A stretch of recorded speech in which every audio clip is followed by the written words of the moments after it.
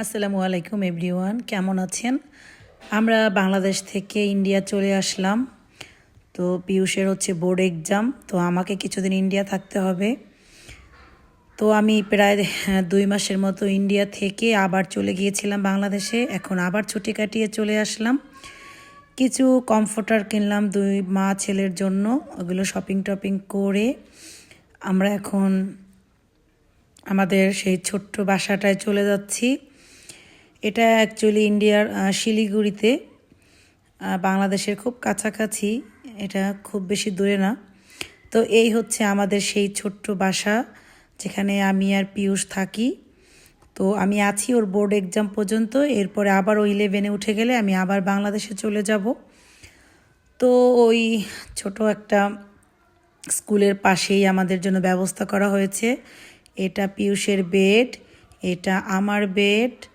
তো এখানে আমরা দুই মা আর ছেলে থাকি। তো যাই হোক, এই কমফোর্টার দুটো আমি কিনে নিয়ে আসলাম, দেখতেই পাচ্ছেন, একটু আগে গিয়েছিলাম। এখানে পড়াশোনা, বই খাতা, এরপরে হচ্ছে কাপড় চোপড় সব কিছু এখানেই। এক জায়গায় রান্নাঘর, এখানে রান্নাঘর, খাওয়া দাওয়া সব কিছু এই সাইডে। এখানে বড় একটা জালনা আছে যেটা আলো বাতাসের সাপ্লাই দেয় আমাদেরকে। তো যাই হোক, এই হচ্ছে আমাদের ছোট্ট একটা সংসার। এটা এসেই তাড়াতাড়ি আমার সময় ছিল না, আমি খিচুড়ি রান্না করে ফেললাম, সবজি খিচুড়ি। এরপর দেখি দুটো ডিম আছে, ডিম দুটো ভুনা করে ফেললাম। যেহেতু আমরা মা আর ছেলে, তো আমাদের দুটো ডিমেই হয়ে যাবে। রাতের খাবার আলাদা রান্না করব, রাতে ইনশাল্লাহ রুটি খাবো।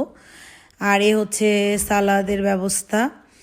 তো এই আসলে এত দূর জার্নি করে এসে আমি আর কিছুই রান্না করতে পারছিলাম না। এটাই ছিল আজকের মতো দুপুরের লাঞ্চ, দুজনে এটা খেয়ে নিলাম। এরপর রাতের বেলা আমি ওটসের রুটি করেছি আর ডাল করেছি, সাথে একটু চাটনি ছিল।